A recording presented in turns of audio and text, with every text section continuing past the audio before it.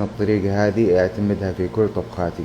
خل، ملح، ليمون، وابدأ افرك شوية عشان تروح معنا ريحة الزنخة وينضف معنا الدجاج. يصير الدجاج فتحته فتحات صغيرة عشان تدخل التتبيلة عليه. زيت الزيتون، بهارات مشكل، بابريكا، كزبرة، كمون، فلفل اسود، معجون طماطم.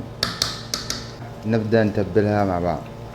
بعد ما تبلناها بالطريقة هذه نتركها 10 دقائق. خضار اللي راح استخدم البصل، البطاطس، الجزر، والفلفل الرومي البارد. نبدأ يا جماعة نرص البصل، الفلفل البارد، البطاطس، نزل الجزر، فلفل حار، بهارات الصحيحة.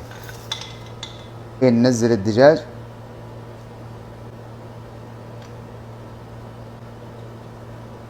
نعطيها رشة ملح ونقفل عليه يا جماعة بدون إضافة أي ماء. أول 7 دقائق نار عالية و20 دقيقة نار هادية. طبعا هذه الموية موية البصل، شوفوا كيف مركز، كل شي مستوي، كل شي ذايب. سلقته في موية وملح 7 دقائق بس. ننزل الرز، بسم الله. نبدأ نحسب له 15 دقيقة على نار جدا هادية.